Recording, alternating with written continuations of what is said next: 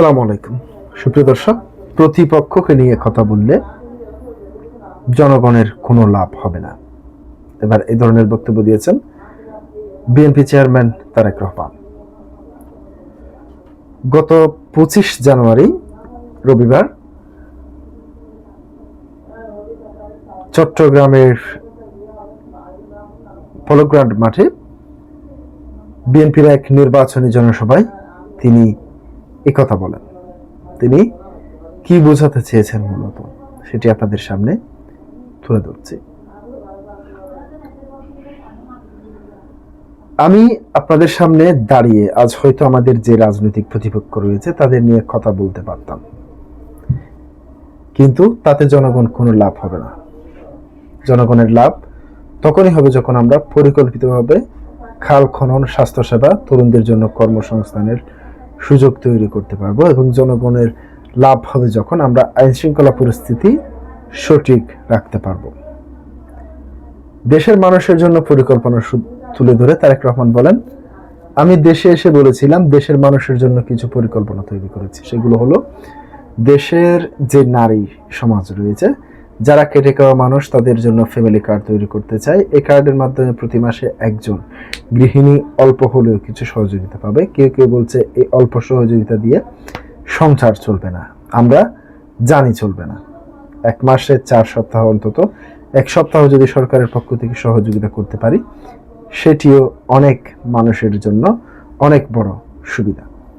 গৃহিণীদের যেমন family card দেওয়া হবে, তেমনি কৃষকদের পাশে দাঁড়ানোর জন্য আমাদের কৃষক কার্ড দিতে চাই। এরই মধ্যে সার, সবজি এবং কীটনাশক সরাসরি পৌঁছে দিতে চাই ফেনীবাসীর চাহিদার সঙ্গে। তিনি বলেন, ইনশাআল্লাহ আমরা মেডিকেল কলেজ করব, কিন্তু গ্রামের মানুষ যেন চিকিৎসা সুবিধা পায় সেজন্য সারা দেশে হেলথ কেয়ার করতে চাই, যাদের কাজ হবে ঘরে ঘরে মা বোনদের কাছে স্বাস্থ্যসেবা পৌঁছে দেওয়া। তাদের কষ্ট করে বড় কোনো অসুখ বিসুখ না হলে হাসপাতালে আসতে হবে না। ফেনী, লক্ষ্মীপুর ও নোয়াখালী মানুষের এলাকার উন্নয়নের যেমন দাবি রয়েছে, ঠিক তেমনি বিএনপি আপনাদের কাছে একটি দাবি আছে, ধানের শীষে জয়যুক্ত করাই সবার দাবি। আমরা রাজনীতি করি দেশের মানুষের জন্য, যা বলবো সেটা চেষ্টা করব বাস্তবায়ন করার জন্য। জনগণের কাছে বিএনপির সকল ক্ষমতার উৎস। সারা দেশে খাল খনন করা হবে উল্লেখ করে বিএনপি চেয়ারম্যান বলেন, 1 বছর আগে ফেনী, নোয়াখালী এবং লক্ষ্মীপুরে ভয়াবহ বন্যায় ঘরবাড়ি, ফসল, গবাদি পশু ক্ষতিগ্রস্ত হয়েছে। আমরা সারা দেশে এজন্য খাল খনন করতে চাই। খাল খনন করলে এলাকার মানুষ উপকার হবে, এবং ঠিক একইভাবে আরেকটি পরিকল্পনা হলো, সমাজের বহু তরুণ যুবক আছে যাদের চাকরি বাকরি বা কর্মসংস্থান নেই। আমরা তাদের কর্মসংস্থান ব্যবস্থা করতে চাই। শহীদ জিয়া, দেশনেত্রী বেগম খালেদা জিয়ার সময়ে চট্টগ্রামে যেভাবে ইপিজেড হয়েছে, ফেনী অঞ্চলে আমরা এমন নিয়ে আসতে চাই। তাহলে এই এলাকায় মানুষ যেসব ফ্যাক্টরিতে কর্মসংস্থানের সুযোগ পাবে।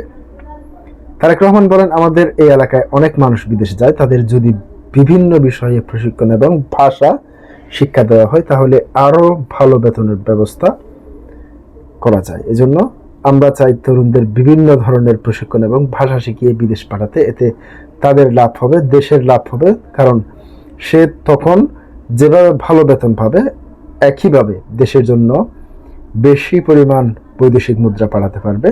এসব পরিকল্পনা বাস্তবায়ন করতে পারলে দেশের মানুষ ভাগ্যের পরিবর্তন করা যাবে। এজন্য আপনাদের সাহায্য, সহযোগিতা ও ধানের শীষের সমর্থন লাগবে। আগামী 12 তারিখ ধানের শীষ বিজয়ী হলেই সেই সব পরিকল্পনার কথা বলেছি তা বাস্তবায়ন করতে হবে।